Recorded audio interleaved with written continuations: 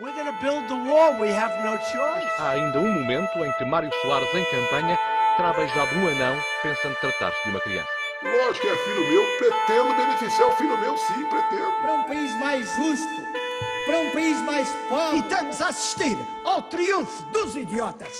Bom, pessoal, sejam bem-vindos aqui ao Pós-Intelectual, nosso segundo episódio da nossa série de podcasts. Nosso primeiro episódio, aliás, foi um sucesso. Nossa legião de fãs está a crescer a cada dia, principalmente os nossos pais, nossos irmãos, primos e amigos.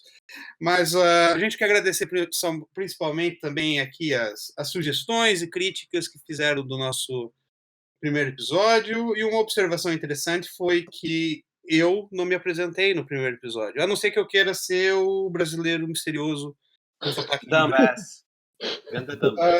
Mas, de qualquer maneira, eu sou o Matheus, nasci no Brasil, criado em Portugal e radicado na Inglaterra. É basicamente isso, a minha história de vida. Um brasileiro inglês. É um híbrido, né? Vou aqui Um colocar. tríbrido. Bom, como estamos aqui todos de quarentena mais uma vez, os episódios começaram a sair também muito rápido, porque o pessoal não tem mais o que fazer. E os casos de coronavírus começaram a subir, as restrições começaram a ficar mais restritas. Claro, restrições restritas é um pouco um pouco complicado, mas pronto, na época da Páscoa principalmente. Obviamente que, segundo dados oficiais, mais de 1.500.000 casos já foram confirmados no mundo, só que algumas autoridades esperam que seja muito mais casos, 90 mil mortes. E só no Reino Unido, na União Europeia, foram 700 mil até a data. Né? Os dados estão sendo atualizados por dia. Eu queria começar aqui. Já falamos no episódio anterior o que está a se passar em alguns países, na Ásia, na África, também na Europa e nas Américas. E agora, ninguém aqui é bruxo, ninguém aqui é adivinha, mas vamos tentar fazer algumas projeções, pelo menos algumas coisas que podem acontecer nesse período pós-coronavírus. Vimos já que existem tensões diplomáticas já a crescer entre vários países, pessoas a apontar dedos uns aos outros, questões políticas a emergirem. Eu queria começar aqui com o nosso painel. Pronto, eu não apresentei ainda o pessoal, esqueci. Mas está aqui o Brás, o Miguel Olá. Brás. Teve no nosso primeiro episódio também, nosso asiático. O Pedro também está aqui com a gente. Oi.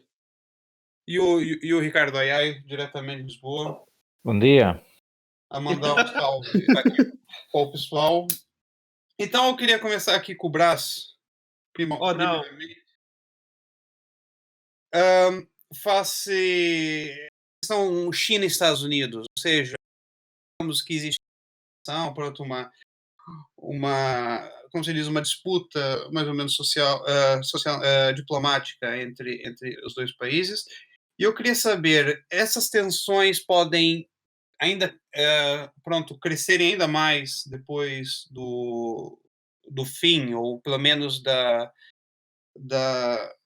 diminuição de casos do coronavírus, quando a epidemia tiver acabado. Ou seja, só a questão da China e Estados Unidos, questões comerciais, diplomáticas, qual que você acha que pode ser um dos futuros? Você acha que os Estados Unidos vai aumentar a própria maneira, vai aliviar a forma de lidar com a China? Vai continuar o mesmo? Vai diminuir? Qual que é a sua opinião nisso? Vou tentar ser bruxo. Eu acho que nunca vai acontecer uma situação de confrontação total. Por exemplo, não haver de todo trocas comerciais ou algum tipo de conflito armado. Acho que isso nunca vai acontecer. O que eu acho que vai acontecer é os Estados Unidos continuarem a defender certas posições e impedir os avanços da China em algumas áreas da sociedade e da economia e da diplomacia. Mas não acho que vai haver algum confronto global, até porque a China não tem essa capacidade para enfrentar realmente os Estados Unidos. Ninguém tem. Mas não é um problema da China. Em questões de questões de áreas de influência, você acha que isso, a intensidade vai mudar, por exemplo, a África, em parceiros asiáticos, na Europa, ou até em organizações internacionais? Eu acho que os Estados Unidos vão apostar nas antigas relações que tinham. Que, aliás, sempre tiveram. Nós é que temos a percepção de como está lá o Donald Trump, que essas relações foram um pouco prejudicadas, mas elas existem à mesma, vão existir depois de com qualquer que seja o presidente que está na Casa Branca, essas relações, seja com os parceiros europeus, seja com os parceiros asiáticos como o Japão ou a Coreia do Sul, seja com os parceiros da América Latina, vão sempre existir. O que eu acho é que depois do coronavírus, os Estados Unidos vai ainda fortalecer mais essas relações com esses países, por forma a conter a China. Portanto, eu acho que eles vão buscar uma receita antiga, vão fortalecer as relações com o Japão, vão voltar-se para a África com a ajuda da Europa, por causa das relações culturais que a Europa tem com a África, juntamente com os países europeus, alguns países europeus, como por exemplo o Reino Unido, vão tentar, vão tentar ter novamente novas relações ou reabilitar aquelas que tinham com alguns países africanos. Portanto, eu acho que é isso que vai acontecer. Portanto, como a China não tem a capacidade para realmente enfrentar os Estados Unidos, nunca vai haver um confronto global ou total. E então os Estados Unidos, o que vai acontecer é vão fortalecer determinadas áreas sem um especial esforço. Sim, sim. Não, só para dizer, isto resumindo, só para dizer que do ponto de vista do confronto Estados Unidos-China, não vai mudar grandes coisas depois do coronavírus. Do ponto de vista geopolítico. É isso que as pessoas estão a pensar, muitos estão a pensar nisso, um género de um virar de liderança global. Isso não vai acontecer, pelo menos nas próximas décadas. Sim, já que estamos aqui a falar da Europa, nós vimos agora que essa Europa está sendo um dos continentes mais afetados pelo vírus agora. Existe também uma certa discrepância, não digo discrepância, mas também uma certa desunião na União Europeia, uma coisa um pouco irônica de se dizer, mas é o que parece, principalmente alguns países do Sul. Mas, Mateus, já que estás a falar nisso, Sim, eu já agora concluí também uma parte importante. O que eu acho que o coronavírus vai fazer, o pós-coronavírus, sim. é acelerar os processos que nós já estamos a viver, que é a desunião da União Europeia, que é a aposta da China em determinados locais à volta do mundo. Portanto, vamos ver esse processo a ser acelerado. Ou seja, não vão aparecer novas coisas, vão determinadas situações acontecer de maneira mais rápida. Sim, sim, de facto, e acho que, pelo menos na minha opinião, acho que a questão da União Europeia vai ser completamente mudada, a questão das relações entre os próprios países, e vão também, como se diz, reavaliar certos tipos de relações entre países, digo, mais periféricos e enfim, questão também de integração europeia e expansão. Queria perguntar para o Ayai, a União Europeia em si, como instituição hoje, está segura na sua própria união, na sua unidade, ou acha que depois do coronavírus, dessa situação toda, existe um certo medo de desintegração na questão de relações diplomáticas, em questões de. Pronto. Em matéria de relações diplomáticas entre os países europeus, não creio que vão haver grandes alterações. Agora, relativamente à sobrevivência da União Europeia, já estamos como estávamos na anterior crise, que é incerteza total. Não há nada de novo. Voltou o mesmo modus vivendi aqui no seio da União Europeia.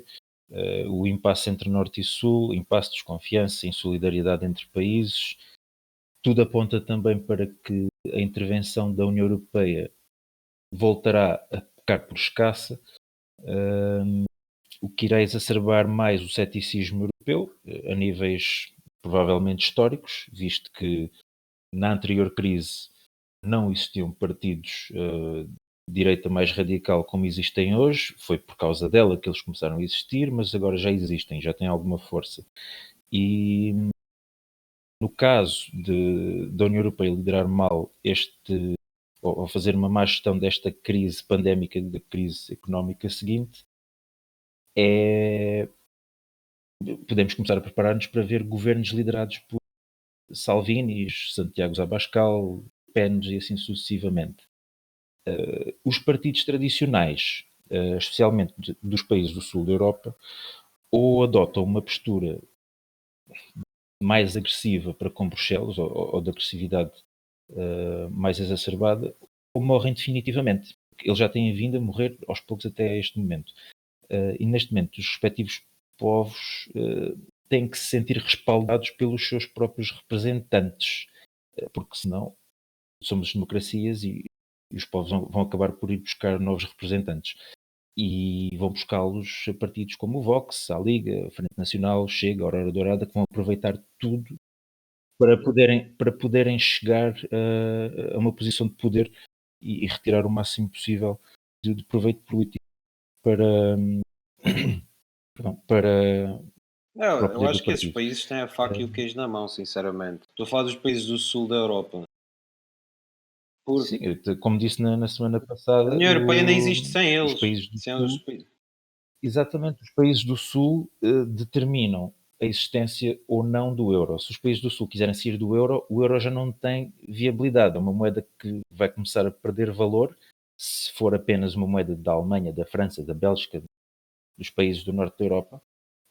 Vai começar a perder valor e os outros países vão começar forçosamente a sair também do euro e a criar as suas próprias Ahm, moedas mais pequenas. Ou seja, deixa de ser. não, Diz? pode continuar, pode continuar. Deixa de ser rentável ter uma moeda passa até a ser mais prejudicial do que ter as moedas antigas. E sim, podemos chegar a ver o funeral da União Europeia se estes partidos anti-europeus chegarem ao poder em massa nos países do Sul ou nos países mais preponderantes como a França Bom, eu ou a queria Alemanha. agora. Sim, sim, sim. Já acabaste aí. Quase, quase. Caso a UE miraculosamente sobreviva, vai ter que sofrer uma redefinição brutal no sistema. Terá que haver uma ordem europeia redefinida com algumas alterações de Mas isso tem que acontecer o mais players. rápido possível. Não sei se vocês viram os números do Financial Sim. Times, mas, por exemplo, na Itália, 67% das pessoas dizem que estar na União Europeia é um tipo de desvantagem. Claro, e se a União Europeia não funciona para uma situação destas, para que é que E em serve 2018 todo? eram 47. É Eram isso. 47 em 2018. Portanto, isto é uma diferença enorme em um ano e meio. É que a União Europeia como instituição foi criada precisamente para estas situações e nestas situações ela não tem serviço para certos povos e essas pessoas sentem que pode haver, ou que há uma desvantagem em fazer parte do projeto ou em fazer, especialmente os países do Sul, que provavelmente serão outra vez os mais fustigados pela crise que vai ser gerada depois disto. Então, estamos aqui a falar a nível de União Europeia, mas eu queria mais aqui para um nível mais assim, mais doméstico de países. Eu vou abordar duas partes. Primeiro, o Reino Unido e Portugal. Pedro, você acha que isso que o AI disse na questão da União Europeia pode se replicar a nível doméstico em Portugal? No caso de uma certa desunião entre regiões, falar assim, ou talvez uma certa desconfiança ao governo face à crise política ou econômica depois do coronavírus, porque agora vemos em muitas notícias que Portugal está sendo pronto, um exemplo, como é que se diz? Era um exemplo tropical, ou um dos países tropicais da questão de lidar com o coronavírus. Você acha que o futuro da política doméstica portuguesa, quando as coisas acalmarem, a questão da epidemia, a questão econômica, a questão dos empregos, isso, irá gerar uma tensão interna na política portuguesa? Bom, depende, mas sinceramente acho que Portugal é talvez dos últimos sítios onde essa sombra, e apesar de eu concordo com tudo o que eles disseram, e acho que é notório que o projeto europeu tem que ser redefinido. Porque se continuar assim, a coisa eventualmente vai falhar e vai morrer. Muito por aquilo que nós falamos na semana passada, eles disseram agora. Há uma série de acontecimentos, uma série de declarações, uma série de posturas dentro do próprio projeto que põem em causa a própria identidade europeia. Já não falo em termos financeiros, mas a própria filosofia da identidade europeia e se realmente os povos sentem essa identidade europeia ou não. Em Portugal, parece-me que, por enquanto, nos próximos tempos, isso ainda não vai acontecer. Acho que, pelo que tenho visto, o governo tem sido bastante elogiado da forma como tem estado a gerar. Isto é uma daquelas alturas em que, se os líderes se comportarem bem, cria sempre aquela corrente moral mas não é nacionalismo no sentido negativo, mas cria uma certa aura à volta disso. Penso que em Portugal, e também em Portugal acho que não há nenhum... Acho que o Chega ainda não pode ser comparado a outros tipos de partidos como esses que eles falaram aí. Portanto, acho que em Portugal isso ainda vai demorar. De resto, em termos económicos, provavelmente, enquanto o problema existe, talvez as pessoas até levem a coisa mais ou menos de uma forma controlada, tentem perceber, tentem dar apoio. Se o governo depois não consegue começar a dar resposta à forma como a crise vai afetar o país, depois aí provavelmente vai começar a causar atrito. Resta ver se vai haver aproveitamento político da parte dos outros partidos ou não, e como é que vão explorar esse cenário de pós-pandemia. Sim, de facto eu acho que esse cenário, a pandemia, vai realmente mudar um pouco da política de muitos países, seja na Europa, seja na Ásia, seja em África, mas queria agora falar cruzar um pouco o Oceano Atlântico e ir lá para as Américas, para os irmãos brasileiros, né? Que parece que a política doméstica brasileira também está bastante dividida face à questão da pandemia, governo federal contra o governo estadual, governo local, uma certa falta de diferença. Uma certa diferença de opiniões de como lidar com a própria pandemia. Mas por exemplo, eu acho que o Brasil, neste momento, é um caso interessante, é bastante interessante até porque dá uma sensação que vive no prisma contrário do que a Europa vive neste momento. Sim, realmente, de facto, se formos ver certos... Atenção, é sempre o ceticismo da questão de olhar na mídia e saber analisar certos tipos de notícia, mas eu concordo particularmente com isso. Eu acho que existe uma certa controvérsia na questão de como alguns oficiais do próprio Estado agem, seja nas redes sociais. Eu acho que esta crise veio pôr a nu certas figuras do governo brasileiro. Acho que mesmo. Ainda havia muito aquela ideia de... acho que no Brasil o cenário era interessante porque acho que a ideologia já nem sequer era colocada em causa. Aquilo já estava polarizado e pronto. Se era direita, se era de esquerda, não interessava. Neste momento, acho que até os fiéis conseguiram ver uma imagem diferente porque acho que o Bolsonaro perdeu completamente qualquer tipo de disfarce que tinha. E acho que até qualquer devoto é difícil defender o homem neste momento.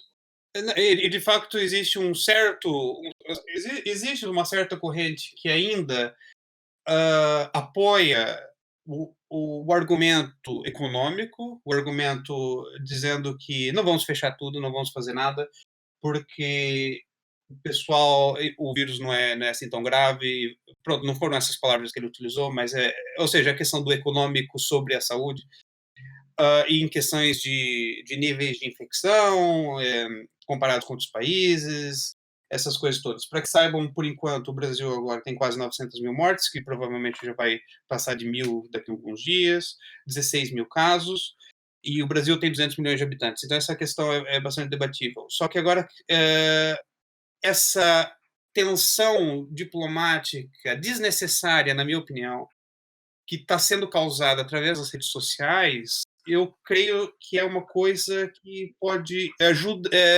como é que se diz, é pior, não ajuda ninguém, né? De facto, por exemplo, principalmente com a China, começou com o Eduardo Bolsonaro, comparando, né, a ex-União Soviética com o chamado regime chinês, como ele refere, e depois alguns dizem que ele falou a verdade, alguns dizem realmente ele só está dizendo as coisas que ninguém quer dizer e está tendo a coragem de fazer isso. Criou certo criticismo, certas críticas das próprias os próprios membros da diplomacia chinesa no Brasil. E agora, o último, e mais talvez que ninguém esperava, e caricato, é a questão do ministro da Educação, né, o Abraham Weintraub, que fez pronto, publicou no Twitter de uma forma bastante controversa uma certa opinião face à questão da China e sua estratégia global. O Brás, aqui uma coisa. O Brasil tem 65 bilhões de dólares em trade em 2019 com a China. É um dos maiores parceiros comerciais do Brasil. É o principal parceiro comercial do Brasil. É o principal, de facto, é mais de 25%, né, de exportações brasileiras, trocas comerciais.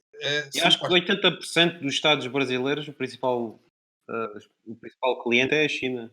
Cliente e fornecedor. Você acha, na tua opinião, você acha que essa... Pronto,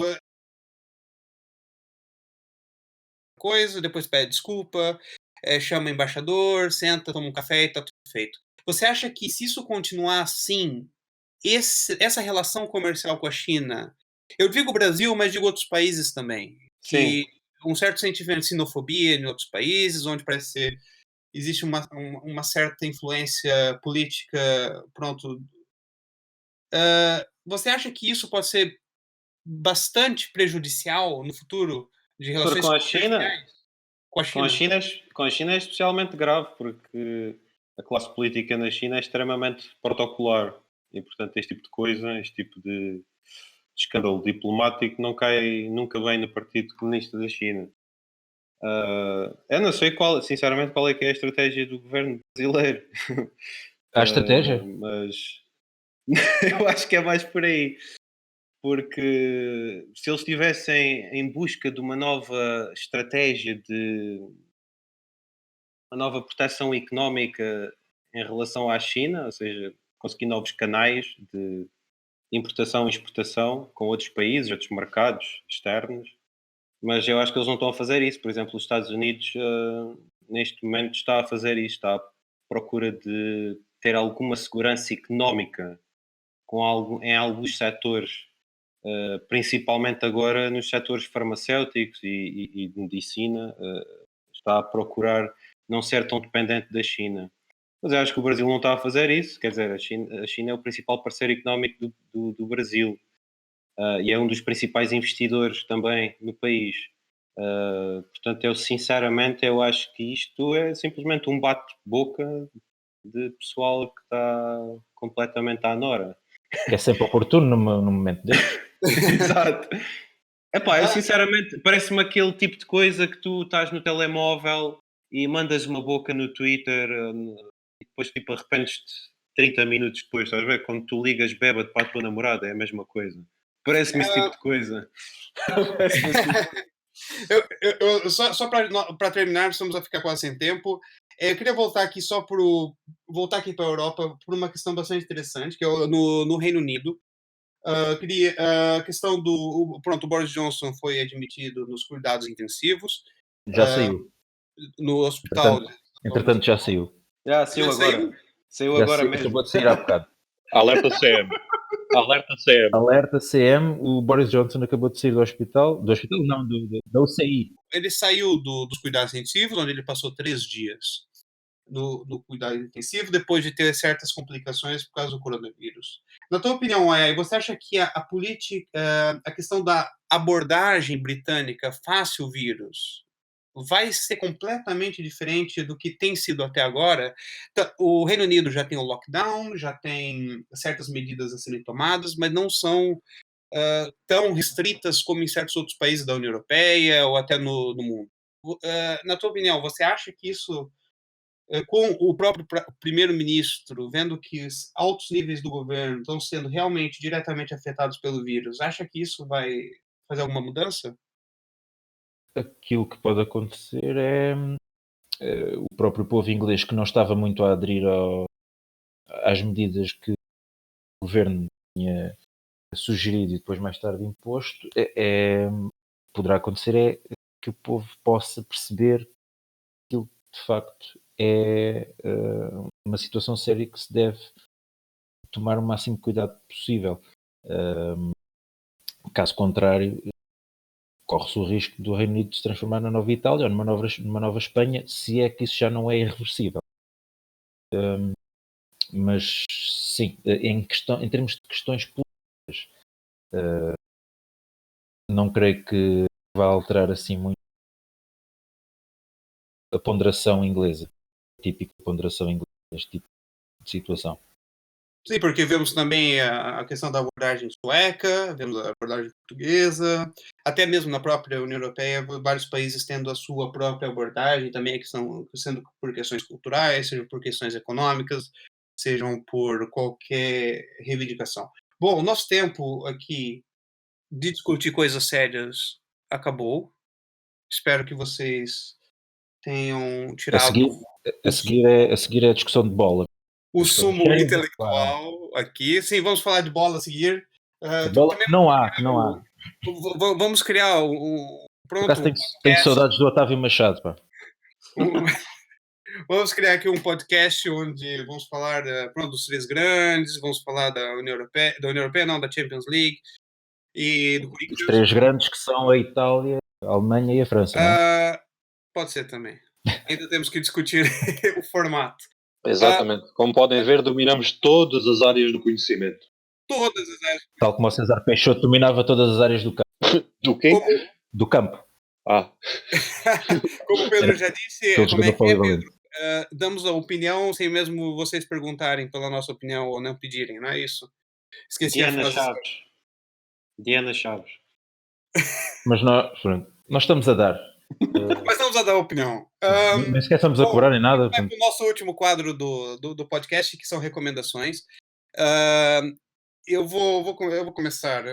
Como falamos aqui dos Estados Unidos e a questão doméstica, não falamos não teve tempo agora, mas no próximo podcast vamos falar sobre a questão da corrida presidencial dos Estados Unidos, que vai ser bastante interessante, a questão do Bernie Sanders agora a sair da corrida do Partido Democrático. Eu vou recomendar um livro chamado State by State, chama-se A Panoramic Portrait of America, que são 50 escritores que falam sobre os 50 estados americanos. Cada um faz uma pequena resenha de cada estado, sobre questões, seja política ou social. Uma série não, um filme, aliás. Eu vou recomendar o Poço, ou The Platform. Eu não sei como é que isso está sendo traduzido aí no mundo, que é um filme espanhol bastante interessante, que é até uma crítica social bastante interessante para os dias de hoje. Ia sugerir esse. Ia sugerir? Roubei-te. Grande imitador. Agora vais obrigar o Brasil a ir ao Google, parece que é para ir para qualquer coisa. Agora vai. Pedro, como é que é? O que é que recomenda dessa vez? Eu tínhamos esquecido completamente desta parte. Mas pronto, vai no teu acervo da memória. Estou a olhar. Não, da memória não. Exatamente. Olha para a tua estante atrás e veja. Tira um livro ao calhas da estante. Então, mas posso fingir que li ou não? Pode fingir que leu, vá. Sim, mesmo que seja erótico, não faz mal. Então vá, como as pessoas agora estão em quarentena e têm muito tempo, recomendo Os 100 de Solidão do Gabriel Garcia Marques. É uma história sobre gerações, portanto tenha muito tempo para ler e muito tempo para desfrutar. De resto não recomendo mais nada porque a literatura tem que ser consumida assim, sem distrações. Aí, é isso mesmo. Isso Até mesmo parecia inteligente. poesia para os nossos ouvidos. Ai. Bom, eu tinha aqui uma série para recomendar, mas fica para a semana. Recomendo outra que comecei a ver ontem. Só para deixar suspenso. Só para deixar suspenso. Querem saber, vejam o próximo. Mas vou sugerir outra que comecei a ver ontem, que é a série da RTP Espia, que o tema é extremamente interessante, que é baseado em factos reais, naquilo que aconteceu em Lisboa durante a Segunda Guerra Mundial, onde, pronto, é sabido que Portugal não participou na guerra. Lisboa acolheu na altura muitos refugiados e acolheu também toneladas de espiões que cirandavam por entre os hotéis do Rossio e da linha de Cascais. Todos esses jogos de espionagem de ingleses contra alemães vai ser tudo abordado na série, espero eu. Deixou um bom indicador no primeiro episódio e esperemos para ver, mas dá bons indicadores. Brás, não vale o Poço, que já foi. Agora vai ser que Ele ainda está no Google. No Google qualquer cena. Não estou. Pá, sugiro aqui a Devs, é uma série de sci-fi muito engraçada para ver, para quem gosta de tecnologia e das fronteiras da ciência. Vejam essa série. E de livro, A Terra Inabitável, do David Wallace. Acho que toda a gente devia ler esse livro sobre alterações climáticas. Pronto, já fiz a minha boa ação. Sua boa ação do dia, muito bem. Bom, obrigado a todos por ouvirem o nosso podcast. Eu acho que eu tenho que dizer isso, o Pedro brigou-me, mas comentem, É verdade. compartilhem, subscrevam e não esqueçam que também estamos no Spotify e também nas redes sociais todas. Estamos no Twitter, estamos no Instagram, estamos no Facebook, estamos no MySpace, no Não? Não estamos no MySpace, porque isso já ninguém... Ninguém está no MySpace. Estamos no i5. Poderemos vir a estar no TikTok a fazer figuras tristes. Estamos Exatamente. no i5 e no Mirk. Estamos nessas redes todas. Estamos no Mirk, mas enfim. Bom, obrigado a todos, então até a próxima e adeus. Fui. Tchau. Salve, galera. Tchau. Para nós, entre os criminosos e as vítimas, não temos dúvidas. Nós estamos do lado dos criminosos. Deixe lá os espíritos que se automasturbam. Há aqui uns bastardos na comunicação social do continente. Eu digo bastardos para não ter que lhes chamar filhos de... Isto é uma paródia de república.